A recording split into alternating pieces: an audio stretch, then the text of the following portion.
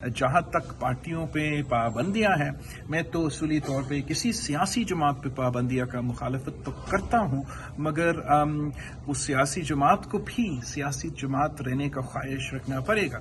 اگر وہ سیاسی جماعت خود ایک ملیٹنٹ تنظیم بننا چاہ رہا ہے، مئی 9 کے ایونٹس سے ڈسٹنس نہیں کرنے کے لیے تیار ہے، تو میں جو whatever I want is irrelevant, then the law will have to کہنا چاہتے ہیں take P its T I course. سیاسی جماعت، آپ مانتے ہیں کہ پی ٹی آئی سیاسی جماعت ہے؟ میں یہ مانتا ہوں کہ پی ٹی آئی میں یہ پوٹینشیل ہے کہ وہ سیاسی جماعت بنے۔ میں سمجھتا ہوں کہ جو مئی 9 کے ایکشنز تھے، جو ہمارا تاریخ میں ایسے نہیں ہوا۔ آپ سب تو کو کمانڈر ہاؤس اور جی ایچ کیو پہ تو فوکس ہوتا ہے، لیکن ہمارا ملٹری انسٹالیشنز پہ جس طریقے سے ہم نے ہوئے، اور جب وہ ڈیٹیلز میرا خیال میں قوم کے سامنے آئے گا کہ کس انداز سے، کس طریقے سے اور کس کوآرڈینیشن کے ساتھ ہمارے ملٹری انسٹالیشنز پہ حملے کیے، تو پھر میرا خیال میں ایسے کوئی پاکستانی نہیں ہوگا۔ Every Pakistani will want that the law should take its course and we shouldn't allow that precedent to become a precedent۔ جہاں تک سیاسی جماعت ہے، سیاسی جماعتیں پارلیمان میں ہوتے ہیں، سیاسی جماعتیں سیاست کرتے ہیں، سیاسی جماعتیں پتھر، لاٹھی یا بندوق ریاست کے خلاف۔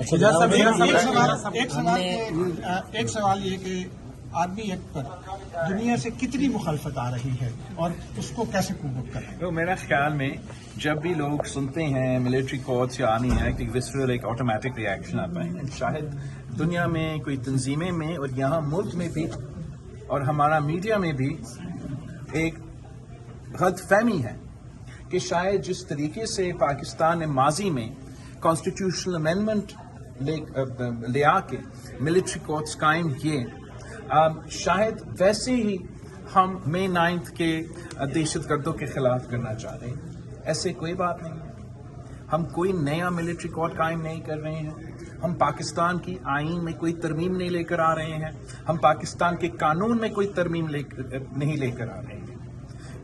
آن the books, on the law in Pakistan there is an official ہونا چاہیے۔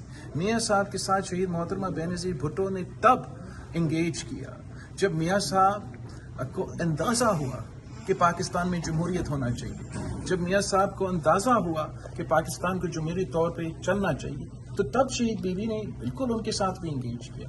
لیکن جب تک خان صاحب کا کردار غیر جمہوری ہوگا تو ہم جیسے جمہوری سیاستدانوں کے لیے مسئلے بن جاتے ہیں۔ آپ کو یاد ہوگا کہ میں اس مئی 9 کے انسیڈنٹ سے پہلے سب سے بڑا جو حامی تھا ڈائیلاگ کے لیے، سیاسی حل کے لیے، وہ تو پیپلز پارٹی تھا، اور میرا انیشیٹو تھا کہ ہم پاکستان پیپلز پارٹی کی کمیٹی بنائیں گے، سارے ہمارے اتحادیوں کو ایک ایک کر کے ہم ان سے رابطہ کریں گے، ان کا قائل کریں گے، بڑی مشکل سے۔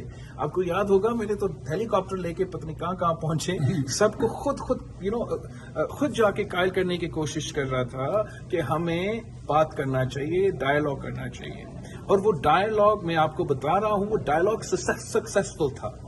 آپ کے سامنے اس حد تک ہم نے اناؤنس کیا کہ 1 ڈے پورا ملک میں الیکشنز، میرا انداز میں ہم آپس میں جو نمائندے تھے، حکومت کے نمائندے اور پی ٹی آئی کے نمائندے، اس بات پہ بھی اگریمنٹ پہ پہنچ چکے تھے کہ الیکشنز کب ہوں۔